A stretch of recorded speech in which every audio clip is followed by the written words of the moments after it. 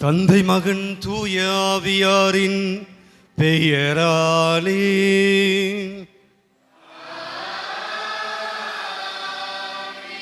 நம் ஆண்டவராகிய இயேசு கிறிஸ்துவின் அருளும் கடவுளின் அன்பும் தூய ஆவியாரின் நட்புறவும் உங்கள் அனைவரோடும் இருப்பதாக.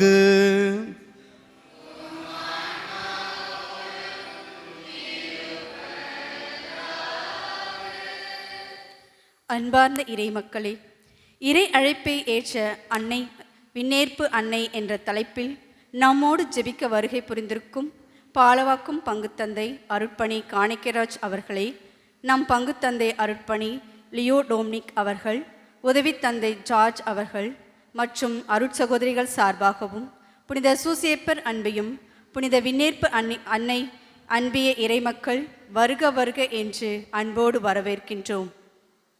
நீர் வேண்டும் எனக்கு, நீர்தான் வேண்டும் எனக்கு என்று அன்போடு அழைத்ததும் வருபவனே ஆண்டவன். இதய கமலத்தில் இறைவன் இருக்கிறான் என்பதை உணர்வதே இறை அழைத்தல். அந்நேரம் முதல் இறை அவனை இதயமதில் நிரந்தரமாய் வசிக்க வைப்பது இறை அழைத்தலின் முழுமை. இன்றைய நாளில் இறை அழைப்பை ஏற்ற அன்னை மரியாள் என்ற தலைப்பில் சிந்திக்க அழைக்கின்றோம். ஆம், இறைவனை இதயத்தில் தாங்கி தன் உதிரத்தில் உருவாக்கியவள் நம் அன்னை மரியாள்.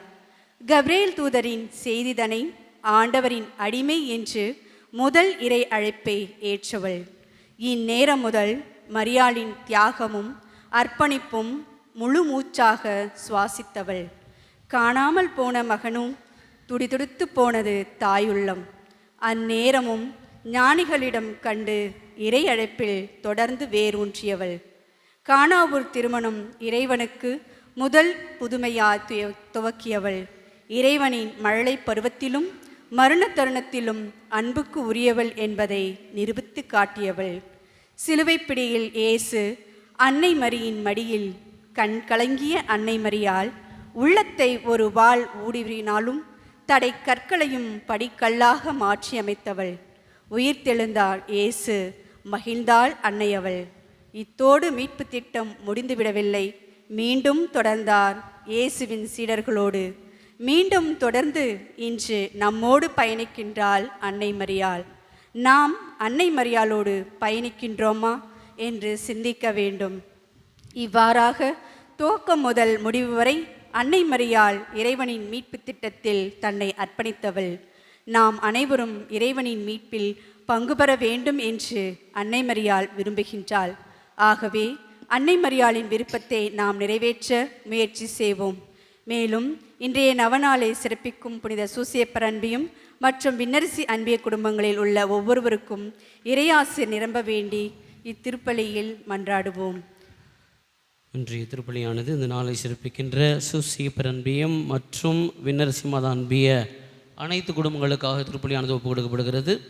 இந்த கருத்துக்களுடைய சிதாஸ் டயனா ஷான்லியான் குடும்பத்தின் நன்றி பலியாகும். அமலர் மேரி சுசீரா சத்யராஜ் மோனிகா மர்சி ரெனியா ஜிலின் குடும்பத்தின் நன்றி பலியாகும். ஜி ஏ ராயப்பா மாத்தா டைட்டஸ் ப்ரூனோ ஆனி பியூலா நன்றி பலியாகும். அருள்மேரி குடும்பத்தின் நன்றி பலியாகவும் கருத்துக்கள் நிறைவேறும். மேரி சரவணன் குடும்பத்தின் நன்றி பலியாகும். ஜெகநாதன் செலின் குடும்பத்தின் நன்றி பலியாகும். Jerome Salesius Geetha Alfred Charles Sachan Viveka Valentina Nishi வில்சரின் ஒசானா காட்ஸ் Blessy Jayden Maxwell Kristen Godwell குடும்பத்தின் நன்றி பலியாகவும்.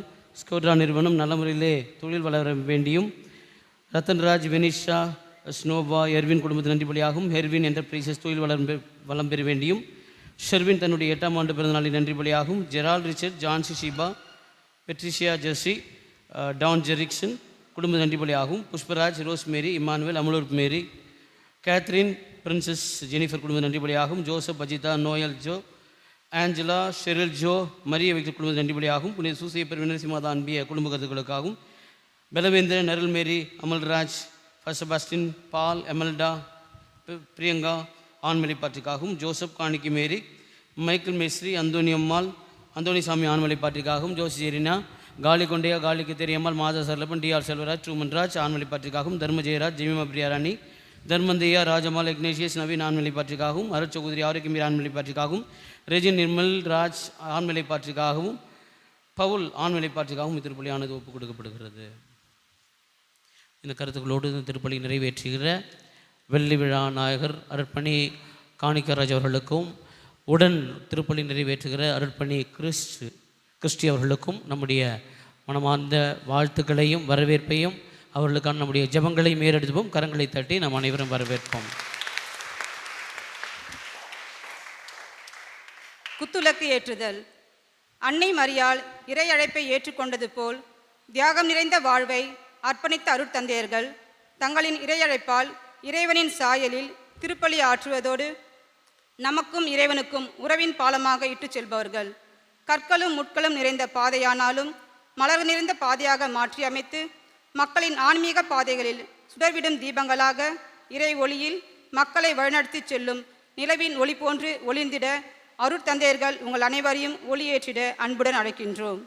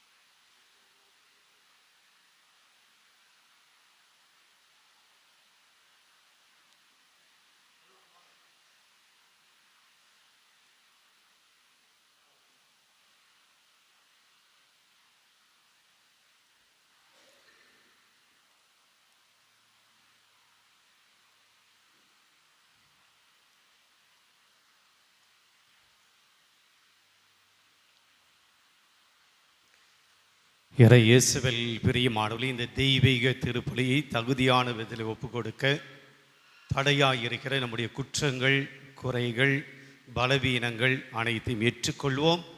ஆண்டோடைய இரக்கத்தை நாடுவோம். எல்லாம் வல்ல இறைவனிடமும்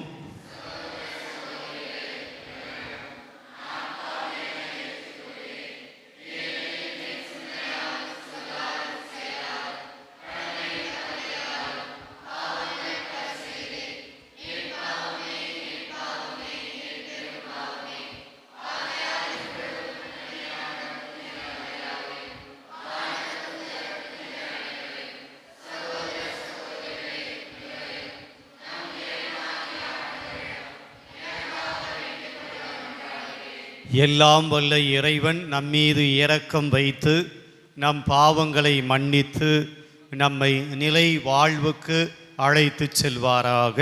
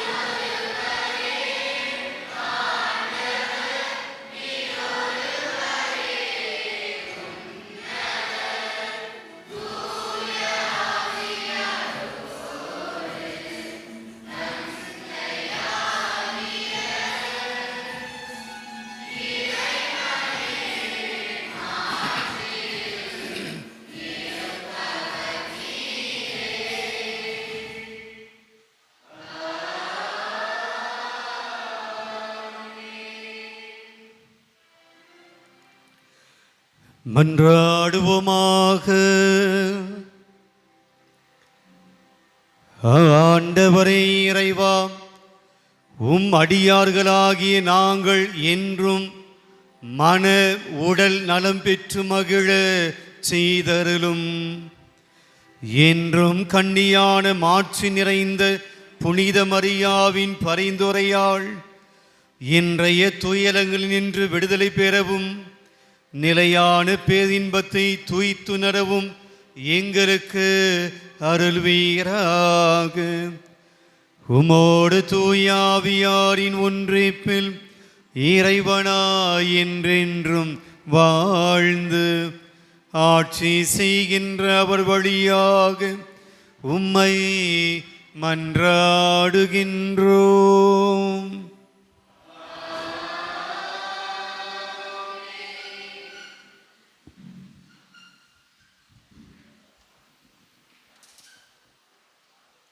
முதல் வாசகம். திருச்சபை வளர்ச்சியுற்று தூய ஆவியாரின் துணையால் பெருகி வந்தது. திருத்தூதர் பணிகள் நூலிலிருந்து வாசகம். அதிகாரம் 9, இறை வார்த்தைகள் 31 முதல் 42 முடிய. அந்நாட்களில் யூதேயா, கலிலேயா, சமாரியா ஆகிய பகுதிகளில் எல்லாம் திருச்சபை வளர்ச்சியுற்று ஆண்டவருக்கு அஞ்சி நடந்து அமைதியில் திளைத்து தூய ஆவியாரின் துணையால் பெருகி வந்தது. பேதுரு எல்லா இடங்களுக்கும் சென்று வந்தார். ஒரு நாள் லித்தாவில் வாழ்ந்த இறைமக்களிடம் வந்து சேர்ந்தார்.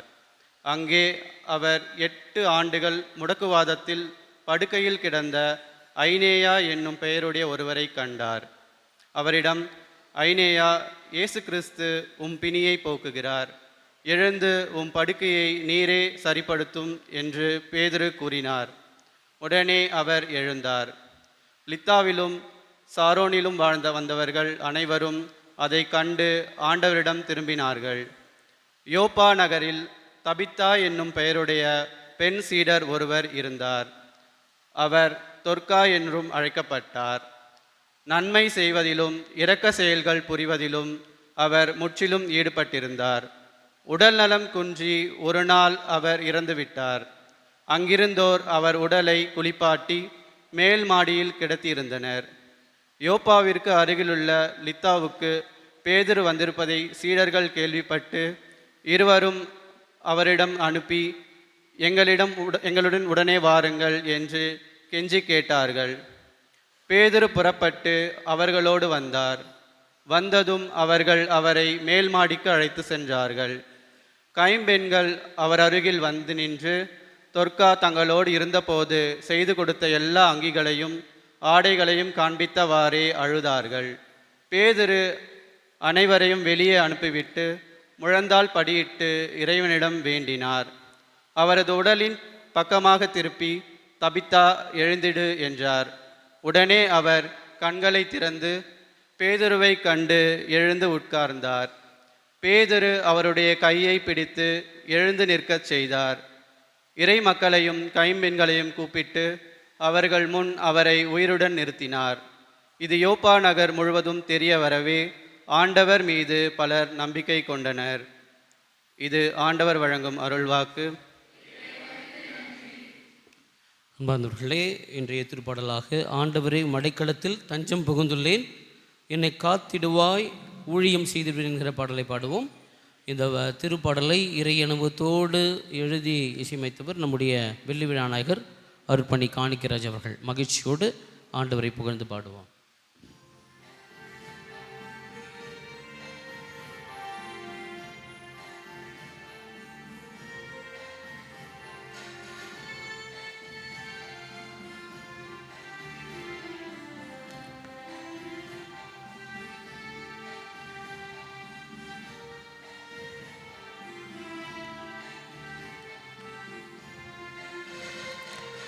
ஆண்டவரே உம்மடை களத்தில் தஞ்சம் புகுந்துள்ளே, என்னை காத்திடுவாய், ஊழியம் செய்திடுவே.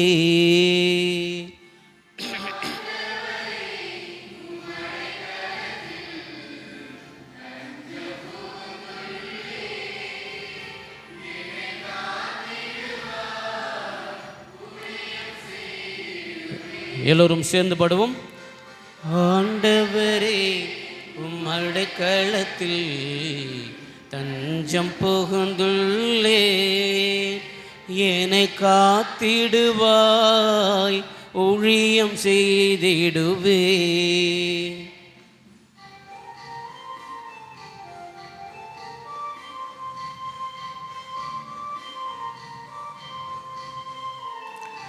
நீரே எந்தன் உரிமை சொத்து என்று நம்பியுள்ளே,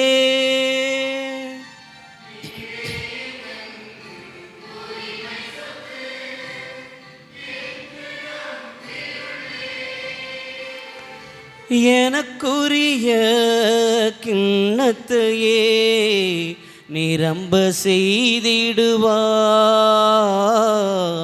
நிரம்ப செய்திடுவாய். ஆண்டவரே மடைக்களத்தில், ஆண்டவரே உம் அடைக்கலத்தில் தஞ்சம் புகுந்துள்ளே, என்னை காத்திடுவாய், ஊழியம் செய்திடுவே.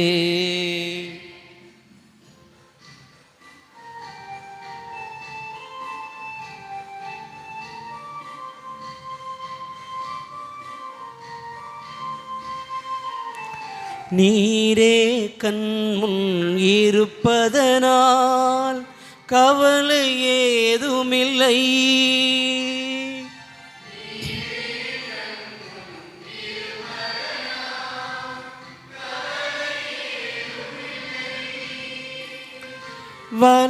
வலப்பக்கமாய் வருவதனால் பயப்பட ஒன்றுமில்லை, பயப்பட ஒன்றுமில்லை. சேர்ந்து பாடுவோம். ஆண்டவரே உம் அடைக்கலத்தில் தஞ்சம் புகுந்துள்ளே, என்னை காத்திடுவாய், ஊழியம் செய்திடுவேன். மீண்டும் பாடுவோம். ஆண்டவரே உம் அடைக்கலத்தில்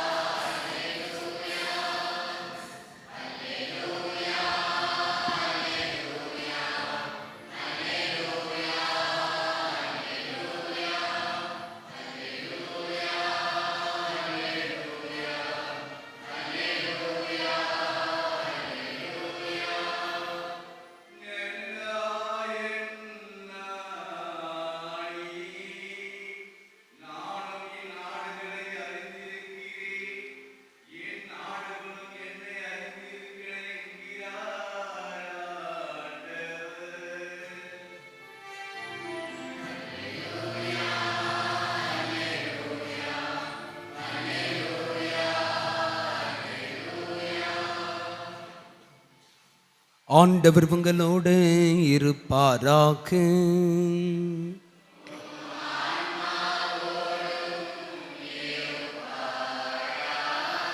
புனித யோவான் எழுதிய தூய நற்செய்தியிலிருந்து வாசகம்.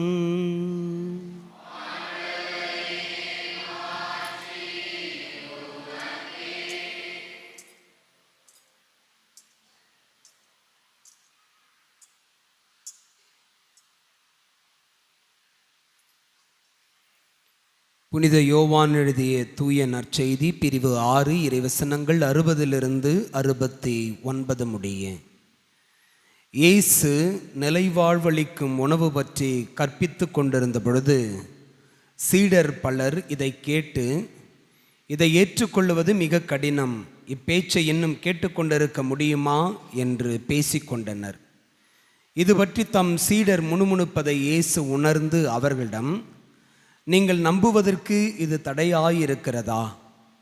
அப்படியானால் மானிட மகன் தாம் முன்பு இருந்த இடத்திற்கு ஏறி செல்லுவதை நீங்கள் கண்டால் அது உங்களுக்கு எப்படி இருக்கும்? வாழ்வு தருவது தூய ஆவியே. ஊனியல்பு ஒன்றுக்கும் உதவாது. நான் கூறிய வார்த்தைகள் வாழ்வு தரும் ஆவியை கொடுக்கின்றன. அப்படி இருந்தும் உங்களுள் சிலர் என்னை நம்பவில்லை என்றார். நம்பாதோர் யார் யார் என்பதும் தம்மை காட்டிக் கொடுக்க இருப்பவன் யார் என்பதும் இயேசுவுக்கு தொடக்கத்திலிருந்தே தெரிந்திருந்தது.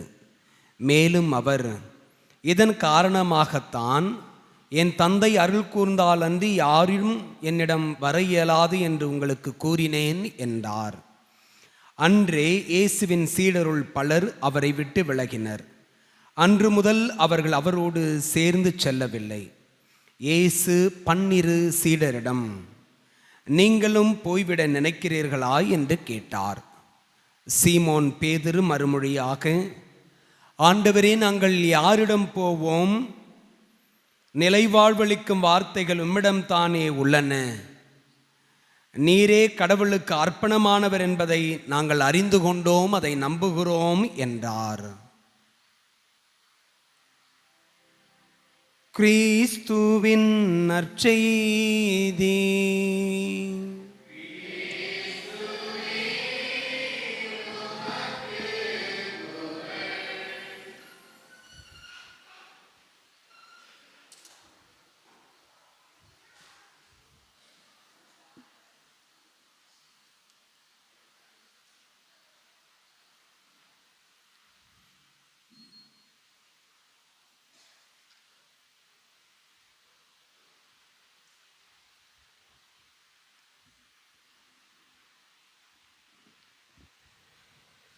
இயேசுவில் பிரியமானவர்களே, பங்கினுடைய ஆண்டு விழாவை கொண்டாடி கொண்டிருக்கிறோம். இந்த ஆண்டு 130வது ஆண்டு பெருவிழாவை கொண்டாடி கொண்டிருக்கிற உங்கள் அனைவருக்கும் அருட்தந்தை கிறிஸ்டி என்னுடைய சார்பாக வாழ்த்துக்களையும் பாராட்டுகளையும் தெரிவித்துக் கொள்வதிலே மகிழ்ச்சி அடைகிறோம். உங்களை வழி நடத்தி கொண்டிருக்கிற உங்களுடைய அருட்தந்தை லியோ டோமினிக் அவர்களுக்கும், அவரோடு சேர்ந்து உடைத்து கொண்டிருக்கிற அருட்கண்ணியர்கள், இறை மக்கள் அனைவருக்கும் இந்த விழாவினுடைய வாழ்த்துக்களை முன்கூட்டியே தெரிவித்துக் கொள்வதிலே மகிழ்ச்சி அடைகிறேன். Happy feast.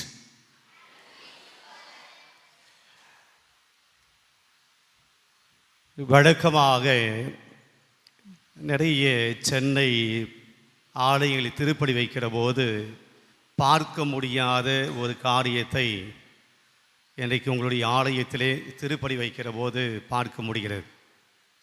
என்னது அப்படின்னா,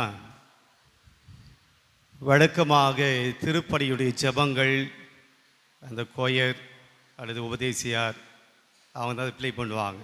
தந்தை மகன் தூயாவின் பேர் அப்படின்னா ஒரு 4 பேர் மைக்கிலேருந்து பதில் சொல்லுவாங்க.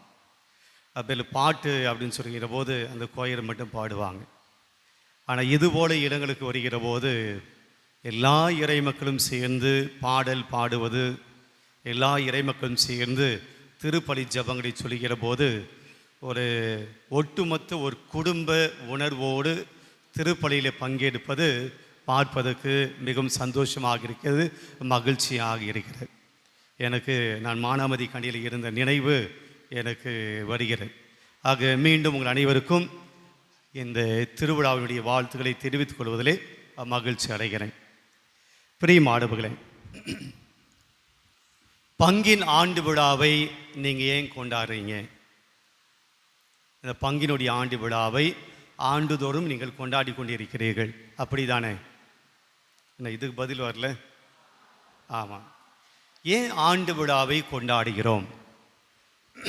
எனக்கு கொடுத்த தலைப்பு வேறு, அதை நான் பின்னாடி சொல்கிறேன். எனக்கு கொடுக்கப்பட்ட தலைப்பு இன்றைக்கு இறை அழைப்பை ஏற்ற விண்ணேற்பு அன்னை, அதாவது ஆண்டுடைய அழைத்தலை ஏற்ற அன்னை மரியாள். ரொம்ப சாதாரணமாக அன்னை மரியாள் ஆண்டுடைய அழைத்தலை ஏற்றவள். அதை நாம் சிந்திப்பதற்கு முன்னாடி அடிப்படையிலேயே ஒவ்வொரு ஆண்டும் இந்த பங்கு விழாவை நிறைய பணம் போட்டு, நிறைய உழைப்பை போட்டு, நிறைய காரியங்களை செய்து நாம் கொண்டாடி கொண்டிருக்கிறோம். ஏன்? சும்மா டைம் பாஸிங் அப்படியா? யாராவது ஒருத்தர் சத்தமா? நன்றி சொல்லுவதற்காக. வருஷத்தில் இந்த 10 நாள் தான் நன்றி, மற்ற நாள்லாம் ஓகே நன்றி சொல்லுவதற்காக. வேற இந்த பக்கம் அதே தானா? நன்றி சொல்வதற்காக. சரியான பதில், தப்பு கிடையாது. யூத சமூகத்தில் நாம் இப்போ பாஸ்கா காலத்தில் இருக்கிறோம். யூத சமூகத்தில் யூத மக்கள் பழைய ஏற்பாட்டில் 3 விழாக்களை கொண்டாடினார்கள். ஆண்டுக்கு ஒரு தடவை 3 விழாக்கள் கொண்டாடினார்கள். கடவுள் அந்த விழாக்களை கொண்டாட சொன்னார். நீங்கள் அந்த விழாவை ஆண்டுதோறும் கொண்டாட வேண்டும் என்று சொல்லுகிறார். முதல் விழா நாம் இப்போது கொண்டாடி முடித்திருக்கிறோம், அந்த காலத்தில் இருக்கிறோம். என்ன விழாவை கொண்டாடினோம்? பாஸ்கா விழாவை கொண்டாடினோம். 2வது கடவுள் அவர்களை கேட்டுக்கொண்ட விழாவானது கூடார திருவிழா. கூடார திருவிழா.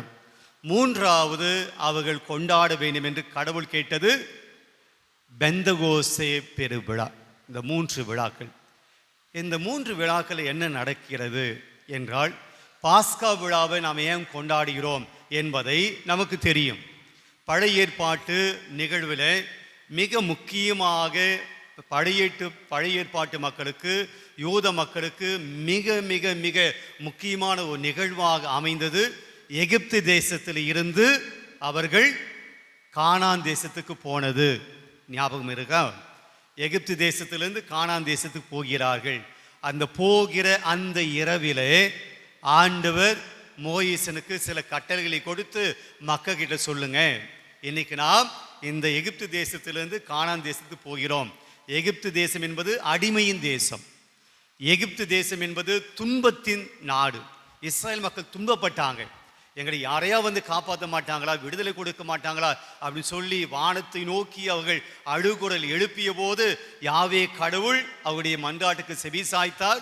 மோயிசனை அழைத்து இந்த மக்களுடைய கூக்குரலை நான் கேட்டேன், இவருடைய விண்ணப்பங்களுக்கு நான் செவி சாய்த்தேன், அவங்க படுகிற துன்பத்தை எல்லாம் நான் பார்த்தேன், அதனால அவங்களுக்கு நான் விடுதலை கொடுக்க இறங்கி வந்தேன். நீ போயிட்டு பார்வோன் மன்னன் கிட்ட சொல்லு, என் மக்களை நான் விடுவித்து செல்ல போகிறேன். அப்போ அந்த இரவு இஸ்ரேல் மக்கள் எகிப்து தேசத்திலிருந்து போக போகிறாங்க. அப்போது அந்த பாஸ்கா உணவை சாப்பிட சொல்லுகிறார். அந்த பாஸ்கா உணவை அந்த சாப்பிடுகிற போது நாம் பார்க்கிறோம், இந்த நாளை நீங்கள் ஆண்டுதோறும் நினைவு கூற வேண்டும். இந்த பாஸ்கா விழாவை நீங்கள் ஆண்டுதோறும் நினைவு கூற வேண்டும். தலைமுறை தோறும் இந்த விழாவை கொண்டாட உங்களுடைய தலைமுறையினருக்கு, உங்களுடைய பிள்ளைகளுக்கு, பிள்ளைகளுடைய பிள்ளைகளுக்கு நீங்கள் இந்த விழாவை பற்றி சொல்லணும். அப்போ இந்த பாஸ்கா விழாவை தொடர்ந்து கொண்டாடிட்டு வந்தாங்க. இயேசு இருக்கிற வரையிலும், இயேசு மரிக்கிற வரையிலும் இந்த பாஸ்கா விழாவை கொண்டாடினாங்க. அப்போ இந்த பாஸ்கா விழாவில் அவங்க நினச்சி பார்த்தது அப்படின்னா, கடவுள் நம்மை எகிப்து தேசத்திலேருந்து விடுதலை தேசத்துக்கு கொண்டு வந்தார். நன்றியின் விழாவாக அவங்க கொண்டாடினாங்க. எல்லாம் இங்கே தான் இருக்கிறீங்களா, இல்லை வீட்டுக்கு போயிட்டு டிஃபன் எல்லாம் சாப்பிடணும் அப்படின்னு? ஆக முதல் விழாவினுடைய நோக்கம் என்ன? கடவுள் எங்களை அடிமை தேசத்திலிருந்து காப்பாற்றினார், அதனால் ஆண்டவருக்கு நாங்கள் நன்றி சொல்லணும்னு சொல்லி இந்த பாஸ்கா விழாவை கொண்டாடினாங்க. கூடார பெருவிழா அது என்ன அப்படின்னா, பாலைவனத்தில் இஸ்ரேல் மக்கள் நடந்து போனாங்க, கானான் தேசத்துக்கு நடந்து போனாங்க. எத்தனை நாட்கள் நடந்து போனாங்க, அல்லது எத்தனை ஆண்டுகள் நடந்து போனாங்க? 40 ஆண்டுகள். அப்போ 40 ஆண்டுகள் நடந்து போகும்போது அந்த பாலைவனத்தில் என்ன அப்பார்ட்மெண்ட் எல்லாம் கட்டி வச்சுருந்தாங்களா, ஃப்ளாட்ஸ் எல்லாம் போட்டு வச்சுருந்தாங்களா? எப்படி தங்கினாங்க 40 ஆண்டுகள்? ஒரு நாள் அல்ல, 2 நாள் அல்ல. எப்படி தங்கினாங்க? கூடாரம் அமைத்தார்கள். அப்போ அது கூடாரம் அமைக்கிற போது கூடவே அவங்க என்ன கொண்டு போனாங்க? இஸ்ரேல் மக்கள் தங்களோடு என்ன கொண்டு போனாங்க? பேழை. அந்த பேழைக்குள்ள என்ன இருந்துச்சு? ஆரோனுடைய கோழி இருந்தது, மன்னா இருந்தது, மன்னாவை சேர்த்து வைக்கக்கூடிய அந்த சின்ன ஒரு பாத்திரம் இருந்தது, இன்னொன்று 10 கட்டளை இருந்தது. இந்த 3மே அவங்க கொண்டு போனாங்க. இந்த 3மே கடவுள் கொடுத்தது. அப்போ அவங்க என்ன நினைச்சாங்க அப்படின்னா, கடவுள் எங்களோடு பயணிக்கிறார், எங்களோடு நடந்து வருகிறார், எங்க கூட இருக்கிறார். அப்போ கூடாரம் அமைப்பாங்க. இன்னைக்கு நைட் ஆயிடுச்சு, நம்ம தங்க போறோம். அப்போ அவங்கவுங்களுக்கு அந்தந்த இனத்துக்கு ஏற்ற போல கூடாரம் அமைச்சாங்க. 12 கோத்திரங்களுக்கு அதுபோல அவர்கள் கூடாரம் அமைச்சாங்க. அமைச்சிட்டு இந்த உடன்படிக்கை பேழையை எங்கே வைக்கிறது? கடவுள் நம்மளோடு பயணிக்கிறார். கடவுளுக்கு அந்த உடன்படிக்கை பேழை வைப்பதற்கு ஒரு கூடாரம் அமைப்பாங்க. அது மக்களை விட்டு கொஞ்சம் தள்ளி அமைப்பாங்க. இந்த கூடாரத்தில் ஆண்டுடைய 10 கட்டளை இருக்கும். ஆண்டு கொடுத்த ஆரோனுடைய அந்த கோடி இருக்கும், மண்ணா இருக்கும். அப்போ இந்த கூடார பெருவிழா அவங்க ஏன் ஆண்டுதோறும் கொண்டாடினாங்க அப்படின்னா, கடவுள் எங்களோடு பயணித்தார், எங்களோடு பயணிக்கிறார், எங்களோடு இருந்தார். நாங்கள் கஷ்டப்படுற காலத்தில் அந்த கடவுள் எங்கள் கூட இருந்தார், எங்களோடு நடந்தார். பகலில் மேகத்தூணாக இருந்தார், இரவில் நெருப்பு தூணாக இருந்தார். கடவுள் எங்களோடு இருந்தார். எங்களை வழி நடத்திய கடவுளுக்கு நாங்கள் நன்றியின் விழாவாக கொண்டாட வேண்டும் என்று சொல்லி அவங்க என்ன கொண்டாடினாங்க? கூடார பெருவிழாவை கொண்டாடினார்கள். 2வது, அப்போ இந்த கூடார பெருவிழாவினுடைய நோக்கம் என்ன? எதுக்காக கொண்டாடினாங்க? நன்றியின் விழாவாக கொண்டாடினாங்க. ஆண்டவர் எங்களோடு இருந்தார், அதனால் அவருக்கு நன்றி சொல்லுகிறோம். 3வது விழா பெந்தகோஸ்தே பெருவிழா கொண்டாடினாங்க. நாம் இன்னும் சில நாட்களில் பெந்தகோஸ்தே பெருவிழாவை கொண்டாடுறோம். நாம் கொண்டாடுகிற பெந்தகோஸ்தே பெருவிழா எதை மையப்படுத்தி கொண்டாடுகிறோம்? அன்றைக்கு தூய ஆவியானவர் சீடர்கள் மீதும் அன்னை மரியாள் மீது இறங்கியதை நாம் பெந்தகோஸ்தே பெருவிழாவை கொண்டாடினோம். யூத மக்கள் பெந்தகோஸ்தே பெருவிழாவை என்னன்னு கொண்டாடினாங்க அப்படின்னா, அறுவடையின் நாள்.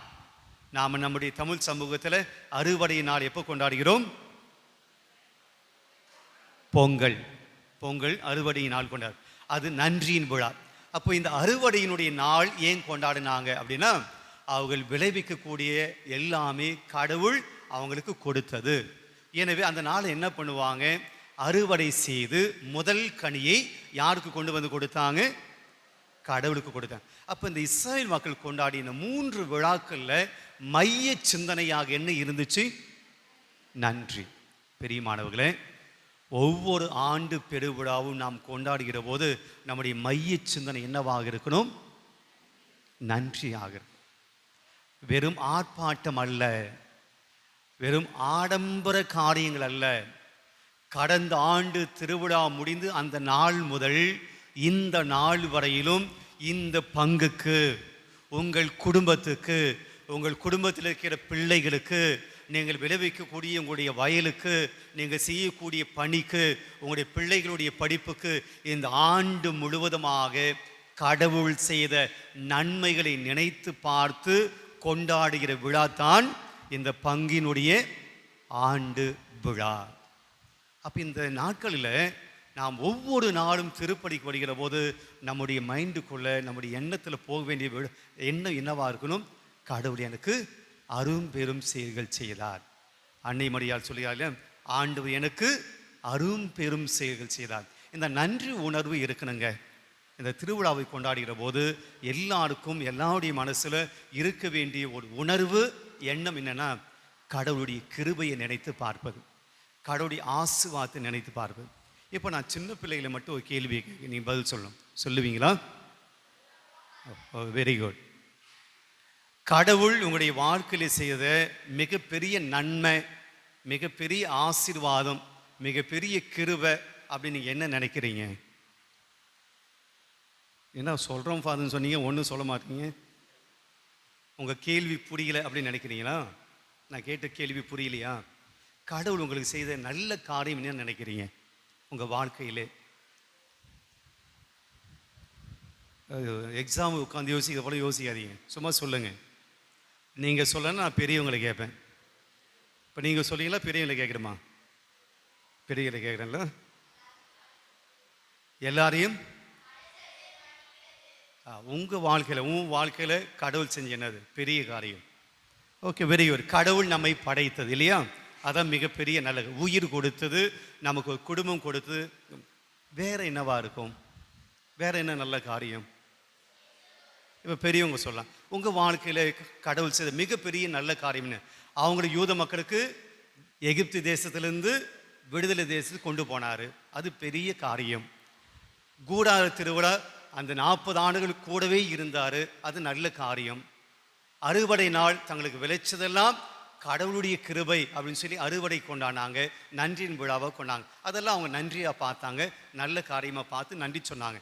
உங்கள் வாழ்க்கையில் நல்ல காரியம் சொல்லி நீங்கள் என்ன நினைக்கிறீங்க? பெரியவங்க சொல்லுங்க, எது நல்ல காரியம் நினைக்கிறீங்க? வந்தீங்களா, ஏதோ சொன்னீங்களா, போனீங்களான்னு சும்மா இங்கே வந்து எக்ஸாமெல்லாம் வச்சுன்னு கூட நீட் எக்ஸாம் வைக்கிற போல வச்சுன்னுக்கிறீங்க.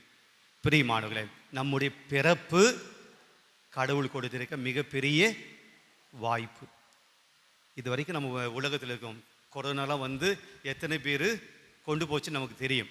நாம் இந்த உலகத்தில் வாழ்ந்து கொண்டிருக்க மிகப்பெரிய ஆசீர்வாதம். இது ஒரு பக்கம்.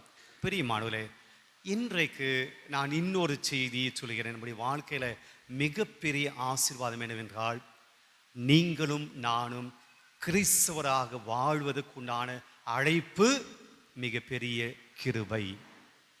யாரும் சந்தோஷப்படுறீங்க, நான் கிறிஸ்தவனா கடவுள் என்னை அழைத்திருக்கிறார். ஒரு கிறிஸ்தவனா ஒரு கிறிஸ்தவ குடும்பத்தில் நான் பிறப்பதற்கு கடவுள் என்னை அழைத்திருக்கிறார். அது எனக்கு மிகப்பெரிய ஆசீர்வாதம் அப்படின்னு நினைக்கலாம். கொஞ்சம் கைத்துக்கு பார்ப்போம். ஆனால் பதில் தான் சொல்லலை. உண்மையிலேயே நீங்கள் சந்தோஷப்படுறீங்களா? நான் கிறிஸ்தவனாக இருக்கிறதுல சந்தோஷப்படுறேன் அப்படின்னு சந்தோஷப்படுறீங்களா? நான் ஒரு பங்கில் இருந்தேன். அந்த பங்கில் ஒரு நபர் வந்தார். வந்துட்டு என்கிட்ட ஒரு கடிதம் கேட்டார். என்ன கடிதம் அப்படின்னா, அவர் கிறிஸ்துவர், கத்தோலிக்க கிறிஸ்துவர். ஃபாதர், எனக்கு ஒரு லெட்ரு வேணும். என்ன லெட்ரு? நான் கிறிஸ்துவன் இல்லை அப்படின்னு ஒரு லெட்ரு கொடுங்க. ஏங்க, நீங்கள் கிறிஸ்துவன் இல்லைன்னு சொல்லி நான் ஏன் லெட்ரு கொடுக்கணும்? நீங்கள் தான் கிறிஸ்துவன் ஆயிடுச்சே. இல்லை, எனக்கு நான் கிறிஸ்துவன் இல்லைன்னு சொல்லி லெட்ரு கொடுங்க. ஏன், என்ன பிரச்சனை? எனக்கு கவர்மெண்ட் ஜாப் கிடைக்குது. நான் கிறிஸ்துவன் இல்லை அப்படின்னா எனக்கு அந்த ஜாப் கொடுக்கும். அதனால் நீ கிறிஸ்துவன் இல்லை அப்படின்னு. யோ, உன் ரெஜிஸ்டர்லாம் பேப்டிஸ்டில் பதிவு பண்ணி வச்சுக்கோம். நீ ஞானஸ்தானம் வாங்குது பேப்டிஸ்ட் ரெஜிஸ்டரில் இருக்குது, சான்று இருக்குது, சாட்சி இருக்குது. நீ கிறிஸ்துவன் இல்லைன்னு சொல்லி நான் எப்படி லெட்ரு கொடுக்க முடியும்? கொடுக்க முடியாது. நீ எல்லாம் ஒரு ஃபாதர், ஒரு சின்ன ஒரு லெட்ரு ஒன்று கேட்குறேன், அதை கொடுக்க முடியலனால உதவி செய்யக்கூடிய மனப்பான்மை இல்லை, ஹெல்ப் பண்ண மனப்பான்மை இல்லை. எனக்கு ஒரு கவர்மெண்ட் ஜாப் போகிறது உங்களுக்கு பிடிக்க மாட்டேது அப்படின்னு திட்டிட்டு போனார். பிரியமானவர்களே, எத்தனை பேர் கடவுள் நம்மை கிறிஸ்தவர்களாக வாழ வேண்டும் என்று அழைப்பு விடுத்திருக்கிறார், அதை நினைத்து சந்தோஷப்படுகிறோம். அப்போ இன்னைக்கு என்ன டாபிக்கு? அன்னை மரியாளுக்கு கொடுத்த அழைப்பை அன்னை மரியாள் ஏற்றுக்கொண்டாள். கடவுள் கொடுத்த அழைப்பை அன்னை மரியாள் ஏற்றுக்கொண்டாள். அப்போ இன்னைக்கு கடவுள் நமக்கு கொடுக்கக்கூடிய அழைப்பு என்னது? என்ன பதிலே வர மாட்டேன். இன்னைக்கு நமக்கு எல்லாம் கடவுள் கொடுத்திருக்க அழைப்பு என்னது? நல்ல கிறிஸ்தவர்களாய் வாழ வேண்டும் என்ற அழைப்பு. அன்னை மரியாளுக்கு கொடுத்த அழைப்பு அதே அழைப்பு தான் இன்னைக்கு உங்களுக்கும் எனக்கும் கொடுத்திருக்கிறார். நான் நல்ல குருவானவராக வாழ வேண்டும் என்ற அழைப்பு எனக்கு கொடுக்கப்பட்டு இருக்கு. துறவிகள், சிஸ்டர்ஸ், அவங்க நல்ல துறவியாக இருக்க வேண்டும் என்ற அழைப்பு கொடுக்கப்பட்டு இருக்கிறது.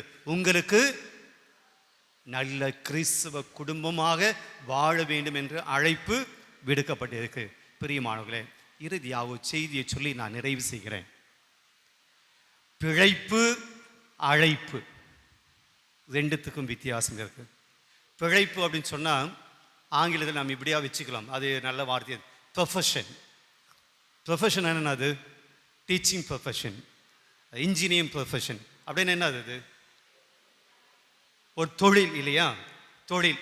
நாம் செய்கிற தொழில் எதுக்காக தொழில் செய்கிறோம்? நாம் பிழைக்க வேண்டும் என்பதற்காக, நாம் இந்த உலகத்திலே வாழ வேண்டும் என்பதற்காக. த ப்ரொஃபஷன் அண்ட் ஒகேஷன். ஒகேஷன் என்னது? அழைத்தல். ரெண்டும் ஒன்று கிடையாது. Profession and occasion is different. நம்முடைய பிழைப்பும் நம்முடைய அழைப்பும் ஒன்று கிடையாது. பிரியமானவர்களே, நாம் எல்லோரும் கிறிஸ்தவர்களாக வாழ வேண்டும் என்கின்ற அழைப்பு கொடுக்கப்பட்டிருக்கிறது. It is a vocation. ஒரு குருவானவருக்கு எப்படி குருவானவராக வாழ வேண்டும், ஒரு சிஸ்டருக்கு எப்படி சிஸ்டராக வாழ வேண்டும் என்று அழைப்பு கொடுக்கப்பட்டிருக்கிறதோ, அதுபோல ஞானஸ்தானம் வாங்கியிருக்கிற ஒவ்வொருக்கும் அழைப்பு கொடுக்கப்பட்டிருக்கிறது. அப்படின்னா கிறிஸ்தவங்க இந்த உலகத்தில் வெறும் பிழைப்புக்காக வாழ முடியாது. வெறும் பிழைப்புக்காக நம்ம இந்த உலகத்தில் இல்லை. மற்றவங்களை போல ஏதோ ஒரு ப்ரொஃபஷன், எனக்கு இந்த தொழில் இருக்கு, அந்த தொழில் செய்வதற்கு மட்டும்தான் நான் இந்த உலகத்தில் இருக்கிறேன். இந்த சம்பாதிக்கணும், பிழைக்கணும், என் பிள்ளைகளை படிக்க வைக்கணும், எதற்கு மட்டும்தான் ஒரு கிறிஸ்துவ வாழ்க்கை கிடையாது. மாறாக கிறிஸ்துவ வாழ்க்கை என்பது இட்ஸ் a vocation. இது ஒரு தேவ அழைத்தல். அன்னை மரியாளுக்கு அந்த தேவ அழைத்தல் கொடுக்கப்பட்டது. அன்னை மரியாள் ஏற்றுக்கொண்டாள். அன்னை மரியாள் அதை அக்செப்ட் பண்ணாங்க. நாம இறைவனுடைய அழைத்தல் என்ன அப்படின்னு தெரிஞ்சாதான் நாம இப்போ வாழ்ந்து கொண்டிருக்கிறோமா இல்லையா என்று தெரியும். நம்மளும் சொன்னோம், கிறிஸ்துவாக வாழ்வது ஒரு அழைத்தல் அப்படின்னு நினைச்சிங்க, கையெல்லாம் தூக்குறீங்க. ஆனால் அதன்படி வாழ்றோமா? நாம் வெறும் பிழைப்புக்காக வாழ்ந்து கொண்டிருக்கிறோமா அல்லது ஆண்டவருடைய அழைத்தலின்படி வாழ்ந்து கொண்டிருக்கிறோமா? அப்போ ரெண்டுத்துக்கு என்ன வித்தியாசம்? பிழைப்புக்கும் அழைத்தலுக்கும் என்ன வித்தியாசம்? ப்ரொஃபஷனுக்கும் ஒகேஷனுக்கும் என்ன வித்தியாசம்? ஒரு 4-5 கருத்துக்கள் சொல்லி நான் நிறைவு செய்கிறேன். பிரியமானவர்களே, முதல்ல பிழைப்பு என்பது, ப்ரொஃபஷன் என்பது, நாம் இந்த உலகத்திலே வாழ்வது வாழ்கிற எல்லாருமே நமக்கு சாப்பாடு வேணும், உடைகள் வேணும், வீடு வேண்டும், பிள்ளைகளை படிப்பதற்கு பணம் வேண்டும், எல்லாம் வேண்டும் இல்லைங்களா? ஆக இந்த உலகத்தில் நாம் எல்லோரும், இந்த உலகத்தில் வாழ்வு எல்லாருக்கும் சம்பாத்தியம், பணம் எல்லாம் வேண்டும். பிரியமானவர்களே, எதை சம்பாதிப்பது தான் பிழைப்பு, எதை சம்பாதிப்பது தான் profession. I have to earn the மணி.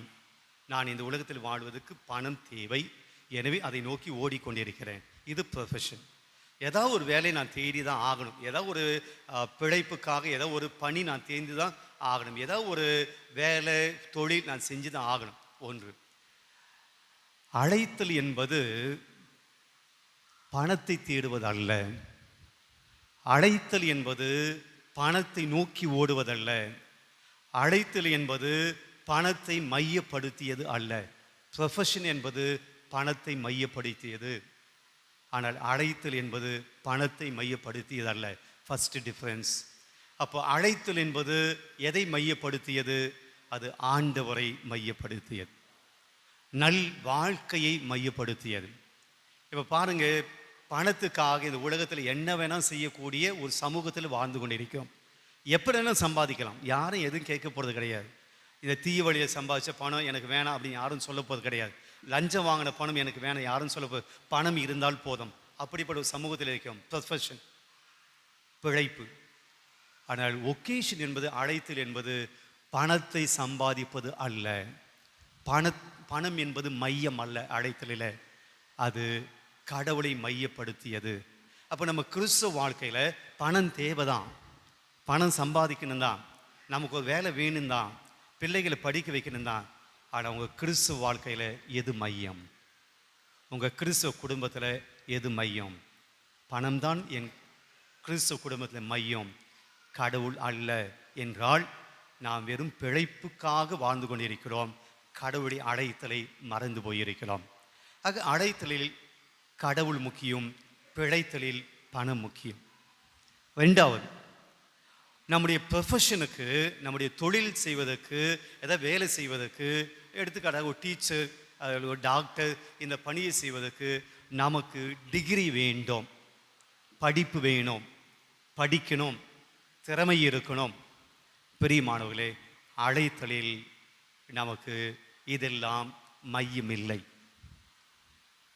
கடவுளுடைய அழைத்தின்படி வாழ்வதில் நான் டிகிரி முடிச்சு ஆகணும், நான் இந்த கோர்ஸ் முடிச்சு ஆகணும் என்பது அல்ல.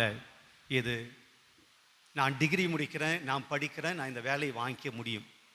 நான் டீச்சர் ட்ரைனிங் முடிக்கிறேன், பிஎட் முடிக்கிறேன், இந்த டீச்சிங் ப்ரொஃபஷனை நான் பெற்றுக்கொள்ள முடியும்.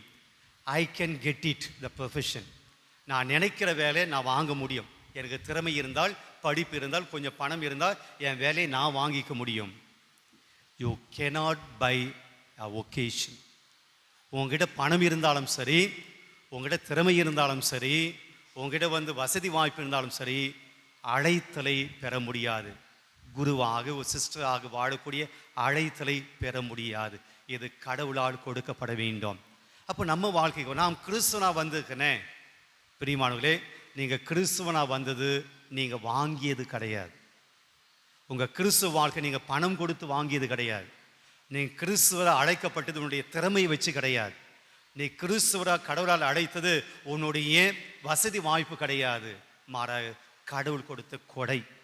நம்மிடம் கிறிஸ்துவராக இருப்பது கடவுள் நமக்கு கொடுத்த கொடை. நாம் வாங்கினது கிடையாது, கடவுள் கொடுத்திருக்கிறார். ஒரு படி மேலாக குருக்கள் எங்களுக்கு அதை கடவுள் கொடுத்திருக்கிறார். தேவ அழைத்தல் சிஸ்டங்களுக்கு அது கடவுள் கொடுத்திருக்கிறார். நாங்கள் நினச்சி வாங்கலை. என்கிட்ட பணம் இருந்தனா அது வாங்கலை. என்கிட்ட நிறைய அறிவு இருந்து அதனால் வாங்கலை. கடவுள் கொடுத்திருக்கிறார். அப்போ உங்களுடைய கிறிஸ்துவ வாழ்வு, உங்களுடைய கிறிஸ்துவ குடும்பம் நீங்கள் வாங்கினது கிடையாது. மாறாக கடவுள் உங்களை கொடுத்திருக்கிற கிறிஸ்தவர்களாக வாழக்கூடிய அந்த அழைத்தலை கொடுத்திருக்கிற. It's a gift. கடவுள் கொடுத்து. இப்போ நாம் யோசிப்போம், ரெண்டாவது, என் கிறிஸ்துவ வாழ்க்கையை நான் ஒரு கொடையாக பார்க்கிறேனா, ஒரு கிஃப்டாக நான் நினைக்கிறேனா, ஒரு குருவாக என்னுடைய ஒகேஷனை, என்னுடைய குருத்துவ வாழ்க்கையை நான் ஒரு கொடையாக பார்ப்பது போல உங்கள் கிறிஸ்துவ வாழ்க்கையை ஒரு கிறிஸ்துவ குடும்பமாக இருக்கிறத ஒரு கிஃப்ட் போல, ஒரு கொடை போல, ஆண்டவர் கொடுத்த ஒரு பொக்கிஷம் போல உங்கள் கிறிஸ்துவ வாழ்க்கையை நீங்கள் வாழ்கிறீங்களா? அல்லது ஞாயிற்றுக்கிழமை மட்டும்தான் அது, மற்ற நாட்கள்லாம் நான் வேறு மாதிரி, கோயிலில் தான் நான் நல்லவன் கிறிஸ்துவன், வெளியே போனால் அது வேறு மாதிரி அல்ல. அப்போ நமக்கு அந்த அழைத்தலுக்கு ஏற்றாற் போல் வாழவில்லை. அப்போ ரெண்டாவது வித்தியாசம் என்னது? நம்முடைய கடவுள் கொடுத்திருக்கிற அழைத்தல் ஒரு கிஃப்ட் அப்படின்னு நாம் நினைக்கணும். மூன்றாவது, ப்ரொஃபஷனுக்கும் ஒகேஷனுக்கும் என்ன வித்தியாசம்? பிரியமானவர்களே, ஒகேஷன் என்பது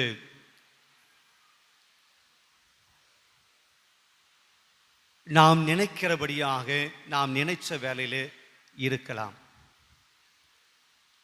என்ன வேலை செய்யலாம், இந்த வேலை பிடிக்கலைன்னா நான் இன்னொரு வேலைக்கு போகலாம், அந்த வேலை பிடிக்கலைன்னா இன்னொரு வேலைக்கு போகலாம். நான் சொல்ல புரியுதுங்களா? ஃபார் எக்ஸாம்பிள், நான் ஒரு வேலை செய்கிறேன், அதில் எனக்கு சாட்டிஸ்ஃபேக்ஷன் இல்லை. என்ன பண்ணுவீங்க? அதே வேலை செஞ்சு நிற்பீங்களா? எல்லாம் தூங்கிட்டீங்களா? இல்லை, உங்களுக்கு ஒரு வேலை செய்கிறீங்க, அந்த வேலையில் உங்களுக்கு திருப்தி இல்லை, நிம்மதி இல்லை, ஒரு சாட்டிஸ்ஃபேக்ஷன் இல்லை, என்ன பண்ணிப்பீங்க? அதே வேலை செய்வீங்களா? வேறு வேலைக்கு போவீங்க. அந்த வேலையில் உங்களுக்கு நஷ்டம் வருது, கஷ்டம் வருது, தொடர்ந்து அந்த வேலை செஞ்சு நிற்பீங்களா? இல்லை, வேறு வேலைக்கு போவீங்க. Occasion can be change. Sorry, profession can be change. உங்களுடைய தொழிலை நீங்கள் வசதிக்கு ஏற்ற போல் மாற்றிக்க முடியும், வசதிக்கு ஏற்ற போல் மாற்றிக்க முடியும். ஆனால் ஒகேஷன் மாற்றிக்க முடியாது. கடவுளை அழைத்தலை மாற்றிக்க முடியாது. அது ஆண்டவரால் அபிஷேகம் செய்யப்பட்டது, மாற்றிக்க முடியாது. ஒரு குரு, ஒரு ஃபாதர், நான் இன்றைக்கி இருக்கேன், நாளைக்கு எனக்கு சாமியாக இருக்க பிடிக்கல, நான் இன்னொரு ப்ரொஃபஷன் போக முடியாது. நான் போனாலும் எனக்கு கொடுக்கப்பட்ட அழைத்தல் நிலைத்து நிற்கும். கடவுள் கொடுத்த வரங்கள் ஒருபோதும் அவர் திருப்பி எடுத்துக்கொள்ளப்படுவதில்லை. அப்போ என்ன சொல்ல வரேன் நான்? உங்களுக்கு கொடுக்கப்பட்டிருக்க கிறிஸ்துவ வாழ்க்கை நீங்கள் மாறி மாறி வாழ முடியாது. இன்றைக்கி நான் கோயிலுக்கு வருவேன், என் வாழ்க்கையில் என் குடும்பத்தில் பெரிய கஷ்டம், உடனே நான் போய் அங்கே போய் சாமி கூடுவேன், அங்கே போய் தாயத்து கட்டுவேன், அங்கே போயிட்டு பூசாரியை பார்ப்பேன், அங்கே போயிட்டு வேற மந்திரிப்பேன். கிறிஸ்துவ வாழ்க்கை மாறிக்கொண்டிருப்பதல்ல. என்னுடைய வசதிக்கு ஏற்றால் போல் நான் கடவுளை மாற்றி கொண்டிருப்பேன். என்னுடைய வசதிக்கு ஏற்றால் போல் நான் என்னுடைய விசுவாசத்தை மாற்றிப்பேன். எனக்கு சாமி அது பிடிக்கல, ஆனால் நான் வேறு சபைக்கு போவேன். இது ஒகேஷன். You cannot change. உங்கள் ப்ரொஃபஷனை நீங்கள் மாற்றிக்க முடியும், கடவுள் கொடுத்த அழைத்தலை நீங்கள் மாற்றிக்க முடியாது. அப்போ நம்ம வாழ்க்கைக்கு வருவோம். நான் வாழ்ந்து கொண்டு இருக்கிற இந்த கிறிஸ்துவ வாழ்க்கை என்கிற இந்த அழைத்தலை நான் எப்படி புரிந்து கொண்டிருக்கிறேன்?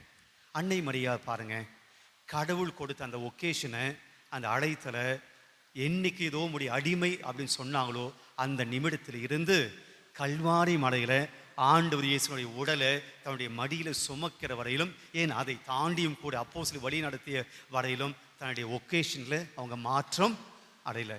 நான் எவ்வளவு கஷ்டப்படுறேன், வேண்டாம், இல்லை, தன்னுடைய அழைத்தில் இருந்து ஒருபோதும் பின்வாங்கவே இல்லை. தான் ஏற்றுக்கொண்ட அழைத்தில் நின்று இருந்தாள், உறுதியாக இருந்தாள். நாம் இந்த கிறிஸ்துவ வாழ்க்கை அப்படி தான் இருக்கணும். அப்போது 3 காரியம் நான் சொல்லியிருக்கிறேன். உங்களுக்கு கொடுக்கப்பட்டிருக்கிற இந்த கிறிஸ்துவ வாழ்க்கை என்பது கொடை. இது ஒரு கிஃப்ட்டு, இது ஒரு ஆசீர்வாதம். அந்த அழைத்தில் நம்ம என்ஜாய் பண்ணி வாழணும். அந்த கிறிஸ்துவ வாழ்க்கையில் இருக்கிறதுல சந்தோஷப்படணும். கடவுள் கொடுத்த நன்மைக்கெல்லாம் நன்றி சொல்லணும். இந்த நன்றி நாட்களில், இந்த நவ நாட்களில், திருவிழா நாட்களில் நான் ஒரு கிறிஸ்துவனாக இருப்பதில் நான் சந்தோஷப்பட்டு ஆண்டவர் என்னையும் என் குடும்பத்தையும் என் தலைமுறையெல்லாம் எந்த அளவுக்கு இது வரைக்கும் ஆசீர்வதித்திருக்கிறார். 130 ஆண்டு காலமாய் இந்த கிராமத்தை, இந்த ஊரை, இந்த தலைமுறையை, என்னுடைய முன்னோர்களை ஆசீர்வதித்து வழி நடத்தியிருக்கிறார். எங்களுக்கு கடவுள் கொடுத்த இந்த தேவ அழைத்தலுக்காக, இந்த கிறிஸ்துவ வாழ்வுக்காக, கிறிஸ்து அழைப்புக்காக நாங்கள் நன்றி சொல்லி இந்த விழாவை கொண்டாடுவோம் என்று சொல்லி இந்த விழாவை மகிழ்ச்சியோடு கொண்டாடி, ஆண்டவர் கொடுத்த அழைத்தலுக்கு நன்றி சொல்லி கொண்டாடி இந்த விழாவை நீங்கள் கொண்டாடி ஆசீர்வாதம் பெற உங்களை வாழ்த்துகிறேன். உங்களுக்காக ஜெபிக்கிறேன்.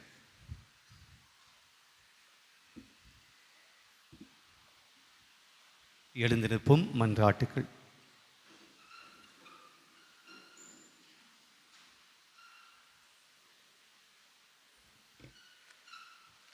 நீங்கள் என்னை தேர்ந்து கொள்ளவில்லை, நான் தான் உங்களை தேர்ந்து கொண்டேன் என்ற வார்த்தைக்கிணங்க இறை அழைப்பிற்கு ஏற்றவாறு தனக்கென்ற பாணியில் இறை வார்த்தைகளை ஆழமாய் மக்கள் மனதில் வேரூன்றியவராய், ஆன்ம தாகத்தை தணிய வைப்பவராய், சிந்தாமல் சிதறாமல் இறை மக்களை இறை பாதையில் இட்டு செல்லும் நம் பங்கு தந்தை அருட்பணி லியோ டோம்னிக் அவர்கள், பாலவாக்கம் பங்கு தந்தை வெள்ளி விழா நாயகன் அருட்பணி காணிக்கைராஜ் அவர்கள், அருட்பணி கிறிஸ்டி அவர்கள் மற்றும் உதவி தந்தை ஜார்ஜ் அவர்களுக்காக இந்நேரத்தில் ஜெபிக்கிறோம். இவர்கள் மக்களுக்காக செயல்படுத்தும் ஒவ்வொரு பணியும் சேவைகளும் வெற்றியின் நிறைவால் இறையாசிர் நிரம்ப செய்தருளும். மேலும் இவர்களுக்கு நல்ல உடல் ஆரோக்கியத்தை அருள புனித விண்ணேற்பு அன்னை வழியாக இறைவா உம்மை மன்றாடுகின்றோம். எங்கள் மன்றாட்டை கேட்டருளும். மனித வாழ்வை குடும்ப வாழ்வாக்கி மகிழ்வுற்ற இறைவா, இன்றைய நவநாளை சிறப்பிக்கும் புனித சூசையப்பர் அன்பியம் மற்றும் புனித விண்ணேற்பு அன்னை அன்பிய குடும்பங்களை நிறைவாய் ஆசிர்வதியும். இவர்களின் எண்ணங்கள், வேண்டுதல்கள் ஈடேற்றம் பெறவும், வாழ்வில் தோல்விகளை எதிர்கொள்ளும் துணிச்சலும், சவால்களை சமாளிக்கும் திறனையும் வரமருளும். மேலும் வாழ்க்கை தரம் உயர்ந்திட இவர்களின் பணிகள், தொழில்கள் மூலம் வரும் உழைப்பால் வாழ்வு வளம் பெற உமது அருள் வரங்களை பொழிந்தருள புனித விண்ணேற்பு அன்னை வழியாக இறைவா உம்மை மன்றாடுகின்றோம்.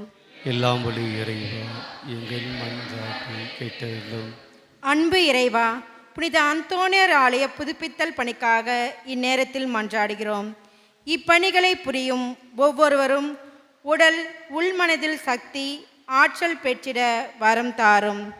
இப்பணிக்கான தேவையான பொருளுதவி கிடைக்கப்பெற்று அனைத்து பணிகளும் மிக விரைவில் முழுமையாக முடிவடைய உமது அருளை பொழிந்தருள இறைவா உம்மை மன்றாடுகிறோம்.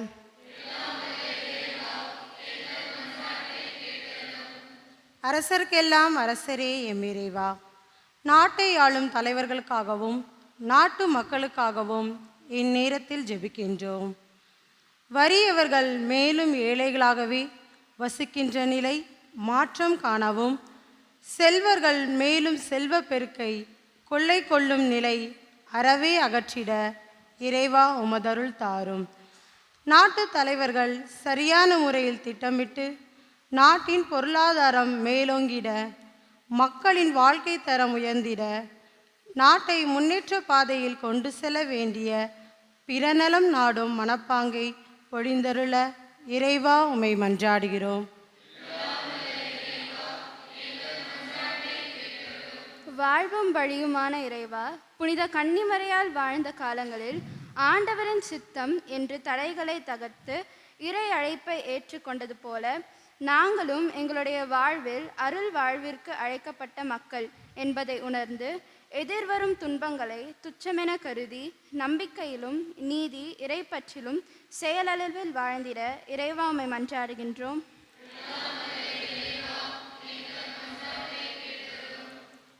பெரியமாளை நாளைய தினம் தேவ அழைத்தல் தினமாக நாம் கொண்டாடுகிறோம். நல்ல ஆயினுடைய பெருவிழாவை நாம் கொண்டாடுகிற நாளில் இறை அழைத்தல் தினமாகவும் நாளை தினம் கொண்டாடுகிறோம். நம்முடைய பங்கில் இறை அழைத்தல் பெருக வேண்டும். அன்னை மரியாள் அழைத்து ஏற்றது போல நம்முடைய பிள்ளைகளும் இறை அழைத்தலுக்காக தங்களை மனமுவந்து அர்ப்பணிக்க வேண்டும். அத்தகைய நல்ல உள்ளத்தை நம்முடைய பிள்ளைகளுடைய மனதிலே தூய ஆவியாளர் எழுப்ப வேண்டும் என்று சொல்லி தேவ அழைத்தலுக்காகவும் செபிப்போம்.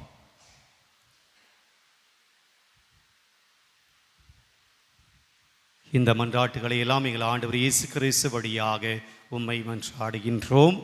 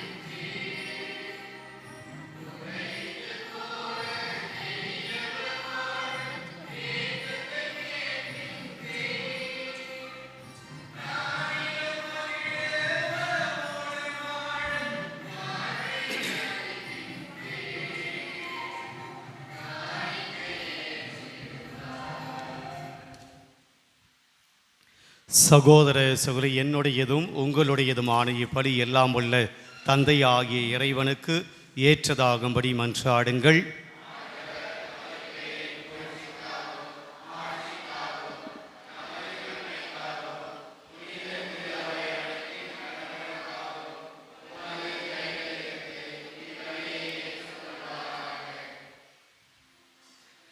ஆண்டவரை பலி பொருட்களோடு முடிய மக்களின் மன்றாட்டுக்களை ஏற்றருள உம்மை வேண்டுகின்றோம்.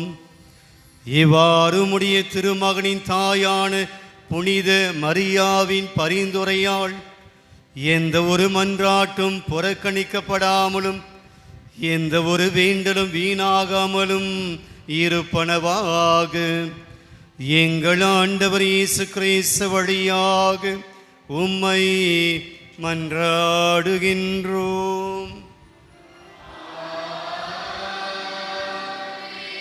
ஆண்டவர் உங்களோடு இருப்பாராக.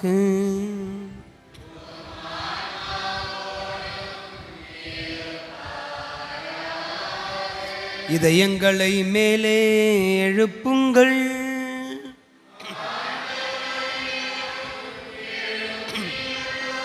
நம் இறைவனாகிய ஆண்டவருக்கு நன்றி கூறுவோம்.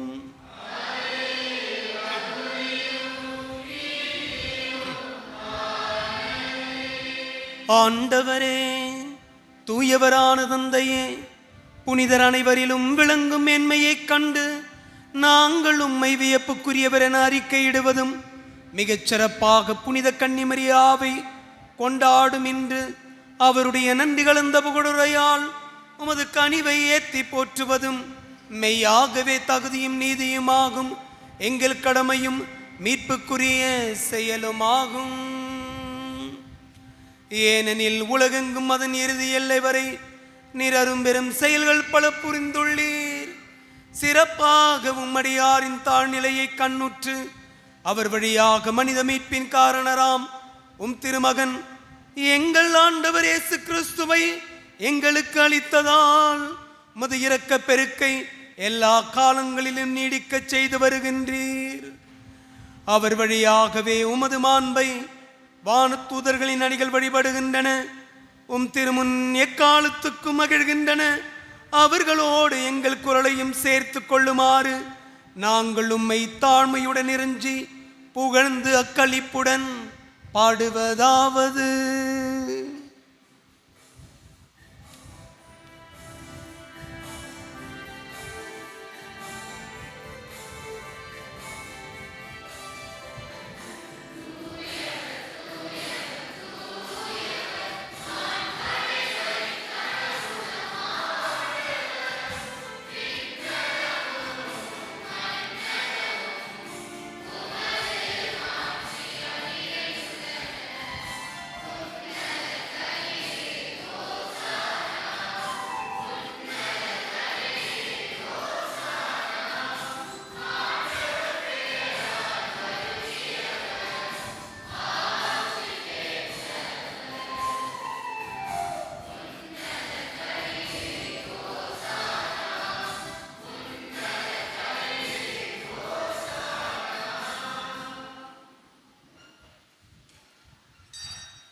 நாம் எல்லோருமே கடவுளால் அழைக்கப்பட்டிருக்கிற மக்கள். நீங்கள் அரச குருத்துவ திருக்கூட்டம், கடவுளால் தேர்ந்தெடுக்கப்பட்ட மக்கள், ஆண்டவரால் தேர்ந்தெடுக்கப்பட்டிருக்கிற கிறிஸ்துவ மக்களாக இருக்கிற நாம் எல்லோருமே ஆண்டவர் இயேசு இந்த பலிப்பீடத்தில் வரக்கூடிய இந்த நேரத்தில் இந்த ஆண்டு முழுவதுமாக இறைவன் செய்த நன்மைகளை நன்றியோடு நினைத்து அவருக்கு ஒப்பு கொடுப்போம். நம்முடைய குடும்பத்தில் நடந்த எல்லா நல்ல நிகழ்வுகளையும் ஆண்டவருடைய கரத்திலே ஒப்பு கொடுப்போம். வரக்கூடிய புதிய ஆண்டை ஆண்டவருடைய கரத்திலே ஒப்பு கொடுத்து வரக்கூடிய ஆண்டு எல்லா விதத்திலும் எல்லாருக்கும் ஒரு ஆசீர்வாதமாய் இருக்கும்படியாய் வேண்டுவோம். ஆண்டவரே, நீ மெய்யாகவே தூயவர், தூய்மை அனைத்திற்கும் ஊற்று. ஆகவே உம்முடைய ஆவியை பொழிந்து காணிக்கைகளை தூய்மைப்படுத்தமை வேண்டுகிறோம்.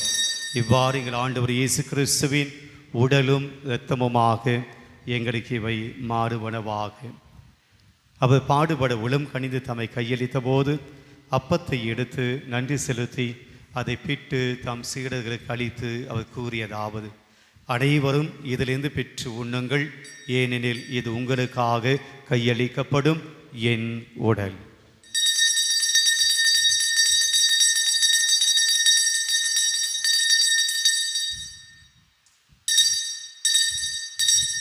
அவ்வண்ணமே இரவு விருந்தை அருந்திய பின் கிண்ணத்தையும் எடுத்து மீண்டும் உமக்கு நன்றி கூறி தம் சீடர்களுக்கு அளித்து அவர் கூறியதாவது: அனைவரும் இதிலிருந்து பருகுங்கள், ஏனெனில் இது புதிய நிலையான உடன்படிக்கைக்குரிய என் இரத்தத்தின் கிண்ணம். இது பாவ மன்னிப்புக்கென்று உங்களுக்காகவும் பலருக்காகவும் சிந்தப்படும். இதை என் நினைவாக செய்யுங்கள்.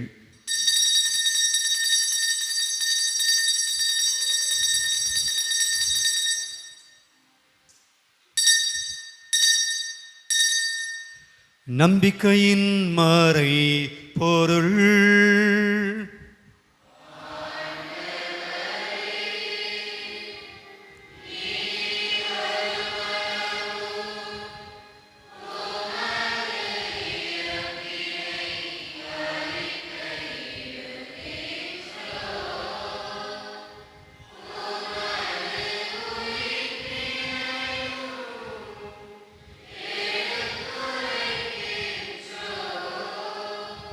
ஆகவே ஆண்டவரே, நாங்கள் கிறிஸ்துவின் இறப்பினையும் உயிர்ப்பினையும் நினைவு கூர்ந்து வாழ்வு தரும் அப்பத்தையும் மீட்பளிக்கும் கிண்ணத்தையும் உமக்கு ஒப்பு கொடுக்கின்றோம். உம் திருமுன் நின்று உமக்கு ஊழியம் புரிய தகுந்தவர்கள் எங்களை ஏற்றுக்கொண்டீர். எனவே உமக்கு நன்றி செலுத்துகின்றோம். மேலும் கிறிஸ்துவின் உடலிலும் இரத்தத்திலும் பங்கு கொள்ளும் எங்களை தூய ஆவியார் ஒன்று சேர்க்க வேண்டுமென உம்மை தாழ்மையுடன் மன்றாடுகின்றோம். ஆண்டவரே, உலகெங்கும் பரவியிருக்கும் அது திரு அவையை நினைவு கூர்ந்தருளும் எங்கள் திருத்தந்தை பிரான்சிஸ், எங்கள் அன்பு ஆயர் நீதிநாதன், எல்லா திருநிலையினர் ஆகிய அனைவரோடும் உமது திரு அவை அன்பில் நிறைவு பெறச் செய்தருளும். நீர் உலகிலிருந்து உம்மிடம் அழைத்து கொண்டு செங்கல்பட்டு மறை மாவட்டத்தினுடைய முதன்மை குரு பேரூர் தந்தை பி ஜான் போஸ்கோ என்னும் மடியாரை நினைவு கூர்ந்தருளும். இத்திருப்பலியில் நாங்கள் நினைவு கூறுகின்ற எல்லா ஆத்துமாக்களையும் நினைவு கூர்ந்தருளும். திருமகனோடு அவரது இறப்பில் இணைக்கப்பட்டிருந்த இவர்கள் உயிர்ப்பிலும் அவரைப் போல இருக்கச் செய்தருளும். மேலும் உயிர் திருமதி நோக்குடன் தீழ்வுகளும் எங்கள் சகோதர சகோதரிகளையும் இறந்தோர் அனைவரையும் இரக்கத்தோடு நினைவு கூர்ந்து முது திருமுக ஒளி நுழைத்தருளும். எங்கள் அனைவர் மீதும் இரக்கமாயிரும். கடவுளின் கன்னிதாயான புனித மரியா, அவருடைய கணவரான புனித யோசேப்பு, புனித திருத்தூதர்கள், இவர்கள் உகந்தவராயிருந்தோர் ஆகிய புனிதர் அனைவரோடும் நாங்கள் நிலைவாழ்வில் பங்குகளும் தகுதி பெற்றும் திருமகன் இயேசு கிறிஸ்து வழியாக உம்மை புகழ்ந்தேத்தும் வரமுறை மன்றாடுகிறோம்.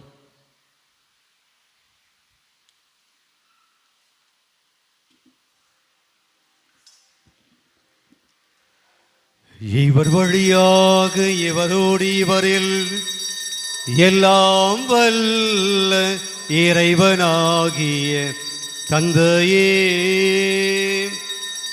தூய ஆவியாரின் ஒன்றிப்பில் எல்லா புகழும் மாட்சியும் என்றென்றும் உமக்கு உரியதே.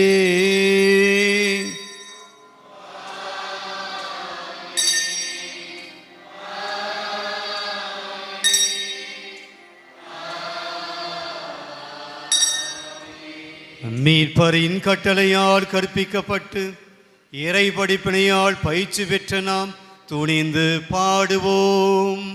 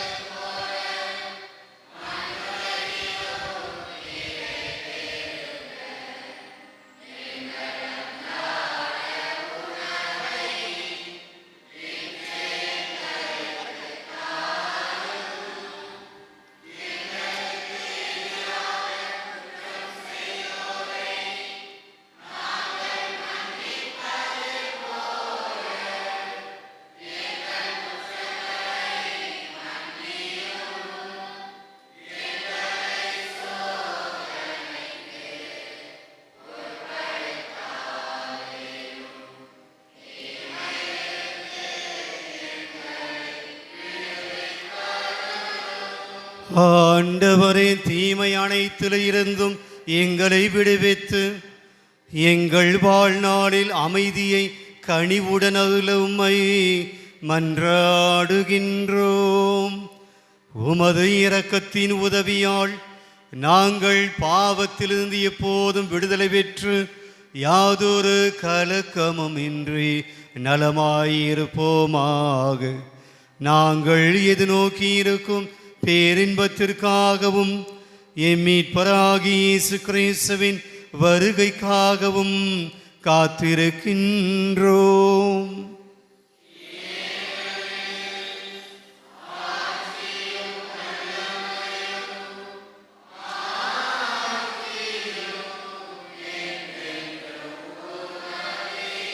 ஆண்டவரே இயேசு கிறிஸ்துவே, அமைதியை உங்களுக்கு விட்டு செல்கிறேன், என் அமைதியை உங்களுக்கு அளிக்கிறேன் என்று உம் திரு தூதர்களுக்கு மொழிந்தீரே.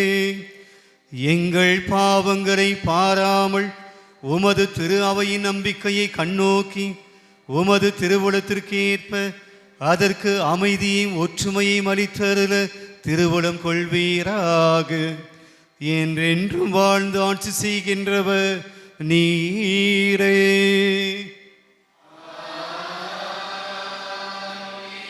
ஆண்டவருடைய அமைதி உங்களோடு என்றும் இருப்பதாக.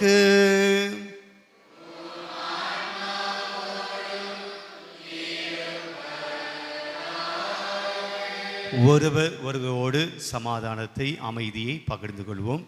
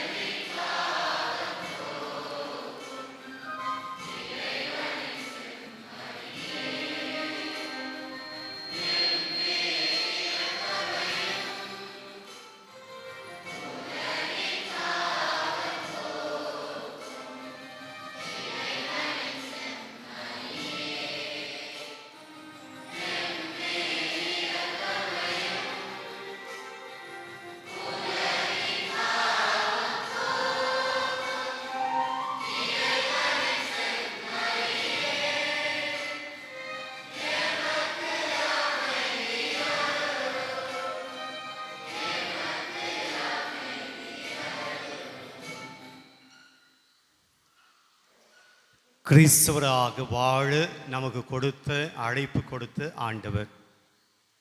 கிறிஸ்துவ வாழ்விலே உறுதியாய் இருக்க வேண்டும் என்று சொல்லி ஒவ்வொரு நாளும் நமக்கு அழைப்பு கொடுத்து தன்னுடைய உணவை நமக்கு தருகிறார்.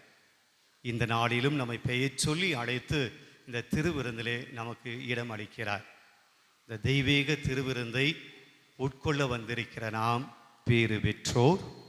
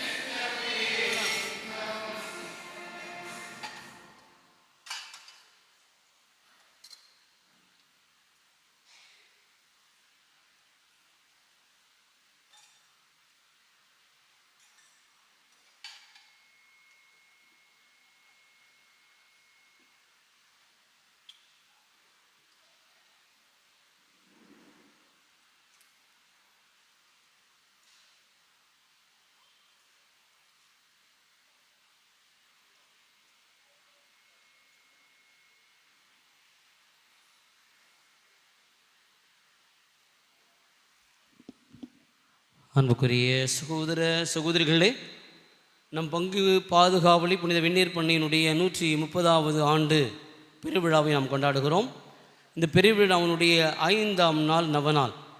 இந்த நாள் தேர்பவனி திருப்பலி மிக அருமையாய் வழிபாடுகளை அருமையாய் சிறப்பித்த புனித சூசியப்பர் மற்றும் புனித விண்ணரசி மதா அன்பிய இறை மக்களுக்கு கரங்களை தட்டி நம்முடைய நன்றிகளை வாழ்த்துக்களை தெரிவித்துக் கொள்வோம். நேற்று எலெக்ஷன்றதுனால இன்றைக்கு பூக்கள்லாம் கிடைக்காத பட்சத்திலும் கூட மிக அருமையாக இந்த நாளை அவர்கள் வழிநடத்தியிருக்கிறார்கள். ஆகவே மீண்டுமாய் பொறுப்பாளர்களுக்கும் அன்பியத்தார் குடும்பங்கள் அனைத்திற்கும் நம்முடைய கரங்களை தட்டி நம்முடைய நன்றிகளை மீண்டுமாய் நாம் தெரிவித்துக் கொள்வோம். அன்புக்குரிய சகோதர சகோதரிகளை, நாளை 6ஆம் நாள் தேர்பவனி திருப்பலி சிறப்பிக்கிறவர்கள் புனித செபஸ்தியார் மற்றும் அந்தோனியார் அன்பிய பகுதி மக்கள். அன்பார்ந்த சகோதர சகோதரிகளை, இன்றைய திருப்பலியை நமக்காக நிறைவேற்றி தந்தவர் அருட்பணியாளர் காணிக்கராஜ் அவர்கள். வெள்ளி விழா நாயகர் தன்னுடைய குருத்துவ வாழ்வினுடைய 24 ஆண்டுகளை முடித்து 25வது ஆண்டிலே அடியெடுத்து வைக்கிறார். தந்தை அவர்கள் குலப்பாக்கம், மானாம்பதி கண்டிகை, அச்சரப்பாக்கம், மேடவாக்கம் பங்குகளிலே பங்கு தந்தையாக இருந்து தற்போது பாலவாக்கம் கிழக்கு கடற்கரை அந்தோனியார் திருத்தலத்தினுடைய திருத்தல அதிபராக மிக மிக சிறப்பாக செயலாற்றி வருகிறார். தந்தை அவர்கள் அச்சரப்பாக்கத்தினுடைய கரஸ்பாண்டன்ட் தாளராகவும் மேடவாக்கம் பள்ளியினுடைய தாளராகவும் பணிபுரிந்தவர். இவர் இதற்கு முன்பாக தன்னுடைய அசிஸ்டண்ட்டாக பெசன் நகர் அசிஸ்டண்ட்டாகவும் மேலும் ரெட்டில்ஸில் அசிஸ்டண்ட்டாகவும் தன்னுடைய பணியை ஆற்றியிருக்கிறார். தந்தை அவர்கள் மிக சிறந்த எழுத்தாளர். அவருடைய சின்ன வயதிலிருந்தே பல்வேறு புத்தகங்களுக்கு மறையுரை எழுதி தரக்கூடியவர். ஆழமான இறையியல் சிந்தனைகளை விவிலிய கண்ணோட்டத்தோடும் விவிலிய பின்புலத்தோடும் மிக மிக அழகாக எடுத்துச் சொல்வதிலே அவருக்கு இணை அவர் தான். அவ்வளோ அழகாக எழுதுவார், அவ்வளோ அழகாக அவ்வளோ பேர் பயன்படுத்துவார்கள் அந்த மறைவுரையை. அப்படியாக அவர் எல்லா புத்தகங்களிலும் நிறைய காரியங்களை எழுதி வருகிறார். மேலும் தந்தை அவர்கள் நிறைய பாடல்கள் எழுதியிருக்கிறார். அதில் ஒரு பாடல் தான் இன்றைக்கு நாம் பாடிய பாடல். இன்னும் நிறைய பாடல்கள் எழுதியிருக்கிறார். பாடல்களுக்கு சொந்தக்காரர், அழகான மறைவுரை ஆற்றக்கூடியவர். தந்தை அவர்கள் எல்லோரோடும் நல்லாக பழகக்கூடியவர், நிறைவாய் சிஸ்டமேட்டிக்காக எல்லாவற்றையும் செய்யக்கூடியவர். ஆக தந்தை அவர்கள் இந்த நாளிலே நமக்கு வந்திருப்பது மிக்க மகிழ்ச்சி. நான் தர்காஸுக்கு வந்துட்டேன் அப்படின்னு சொல்லும்போதே ஃபாதர் சொன்னார், இன்னும் நான் வந்துடுறதில்லப்பா அப்படின்னு சொல்லி அதை பார்க்க வேண்டும், தர்காஸை பார்க்கணும்னு ஆசைப்பட்ட குரு நம்முடைய தந்தை. ஆக இந்த நாளிலே நம்முடைய பங்கின் சார்பாக தந்தை அவர்களை நம்ம வாழ்த்த வரவேற்க கடமைப்பட்டிருக்கிறோம். தந்தை அவர்களுக்கு சால்வை அணித்து மரியாதை செலுத்த ஜெரால் ரிச்சர்ட் அவர்களையும், அன்பளிப்பு வழங்க மார்த் அவர்களையும், மைக்கேல் அவர்களையும் அன்போடு அழைக்கின்றேன். கரங்களை தட்டி தந்தை அவர்களுக்கு நம்முடைய நன்றிகளை நாம் தெரிவித்துக் கொள்வோம்.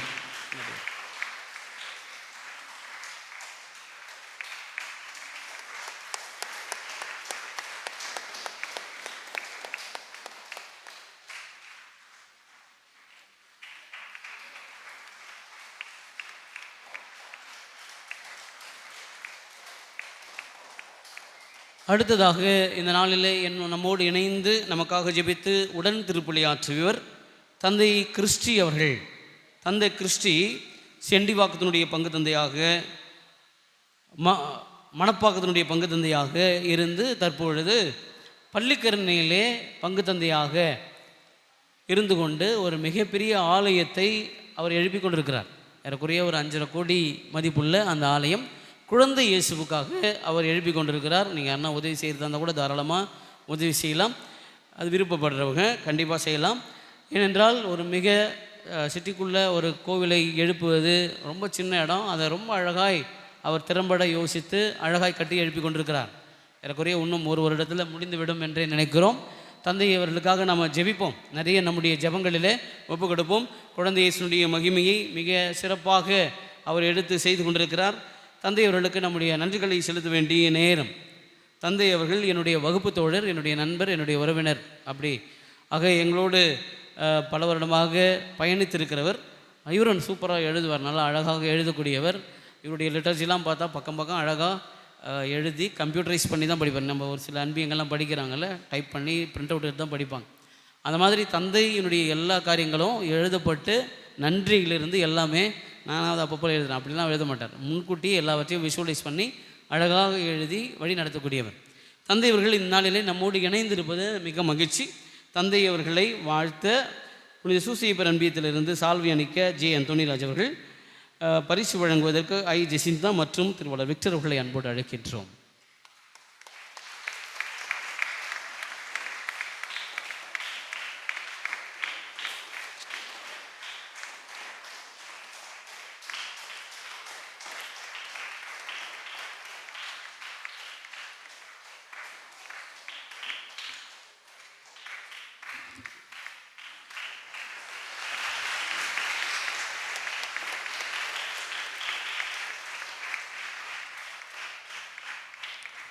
அன்பிற்குரியவர்களே, ஒரே ஒரு சின்ன ஒரு திருத்தம். நம்முடைய திருவிழா அன்று மாலை 6 மணிக்கு ஜெபமாலை என்று கொடுக்கப்பட்டிருக்கிறது. நைட்டு ஃபுல்லாக நம்ம ஜெபமாலை சொல்கிறதுனால 6 மணிக்கு ஆராதனையோடு நாம் ஆரம்பிக்கின்றோம். 6 மணிலேருந்து 6:40 வரை ஆராதனை, நற்கருணை ஆராதனை. அதனைத் தொடர்ந்து திருப்பலி நடைபெறும்.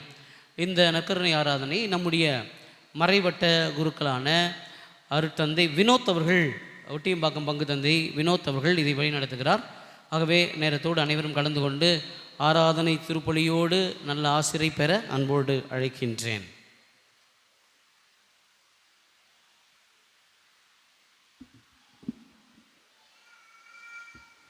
இயேசுவில் பெரிய மாணவர்களே,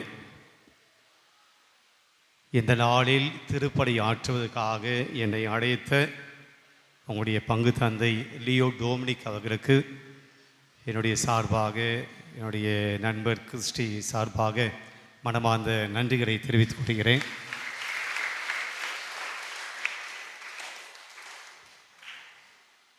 நான் அடிக்கடி கிறிஸ்டி ஃபாதர் அடிக்கடி நாங்கள் பேசிக்கொள்வது உண்டு. இந்த மறை மாவட்டத்தில் இத்தனை வருஷம் சாமியாராக இருக்கிறோம். இந்த மறை மாவட்டத்தில் இருக்கக்கூடிய எல்லா பங்கையும் இன்னும் பார்க்கலை. அதனால் எப்போல்லாம் ஃப்ரீயாக இருக்குமோ அப்போல்லாம் போயிட்டு ஒவ்வொரு பங்கு சும்மா பார்த்துட்டாவது வரலாம் அப்படின்னு நினச்ச காலங்கள் உண்டு. அப்படியே ஒரு சில பங்குகள்லாம் பார்த்தது உண்டு. பூசிக்க இல்லை, சும்மா போய் பங்கை பார்த்துட்டு வருவோம். இந்த பங்கில் இந்த மறை மாவட்டத்தில் இருக்கக்கூடிய எல்லா பங்குகளையும் சும்மா போய் பார்த்துட்டு அதில் எந்த பங்கு எங்கே இருக்குது, எப்படி இருக்குது அப்படின்னு சொல்லி ஒரு சில பங்குகளை பார்த்தோம். அப்போ இந்த பங்கு நான் பார்க்கல, நான் கிறிஸ்டி ஃபாதர் பார்த்துருந்தேன். அப்போ நான் சொல்லி கொண்டு இருக்கிற போது இந்த தர்காஸ் பங்கு பார்க்கவே இல்லை அப்படின்னு சொல்லும்போது எனக்கு ஒரு வாய்ப்பு லியோ டோமினிக் அவர்களுடைய பங்கு தந்தை கொடுத்தால் மிகவும் மகிழ்ச்சியாக இருந்தது. இன்றைக்கி இந்த பங்கை பார்க்க முடிகிறது. பார்ப்பது மட்டுமல்ல, உங்களுக்காக ஒரு திருப்பலி ஆற்ற முடிகிறதுன்னு நினைக்கிற போது மகிழ்ச்சி ஆகிறது. இங்கே திருப்பலி ஆற்றுகிற போது நான் முன்னுரையை சொன்னது போல், திருப்பலி முன்னிலை சொன்னது போல், ஒரு உயிர் இருக்கிறது. There is a life. ஒரு பூசை வைக்கும்போது உயிர் இருக்குது, ஒரு லைஃபுக்கு. மக்களுடைய பங்களிப்பு, பங்கேற்பு, ஜெபம் சொல்லுது, எல்லாம் சேர்ந்து ஜெபிக்கிறது பார்க்கும்போது ரொம்ப நல்லா இருக்குது. ஸோ வாழ்த்துக்கள், பாராட்டுகள். உங்களுடைய திருவிழா நல்லபடியாக நடைபெற, ஒரு ஆசீர்வாதம் உள்ள ஒரு அபிஷேக திருவிழாய் நடைபெற உங்களுடைய வாழ்த்துகிறோம். தொடர்ந்து உங்களுக்காக ஜெபிக்கிறோம். எழுந்து நிற்போம்.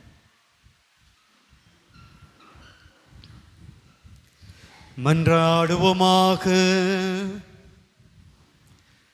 ஆண்டவரே, விண்ணக உணவை உட்கொண்ட நாங்கள் உமது கனிவை வேண்டுகின்றோம். என்றும் கன்னியான புனித மரியாவின் நினைவு கொண்டாட்டத்தில் மகிழ்வுறும் நாங்கள் அதே கன்னியை கண்டு பாவித்து எங்கள் மீட்பின் மறையுண்மையை பெற நாங்கள் தகுதி பெறுவோமாக. எங்கள் ஆண்டவர் இயேசு கிறிஸ்து வழியாக உம்மை மன்றாடுகின்றோம்.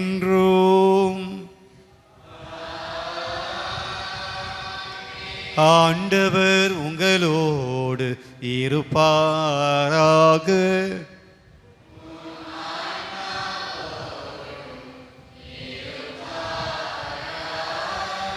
எல்லாம் வல்ல இறைவன் தந்தை, மகன், தூயாவியார் உங்களை ஆசீர்வதிப்பாராக. சென்று வாழுங்கள். திருப்பலி நிறைவேறிற்று.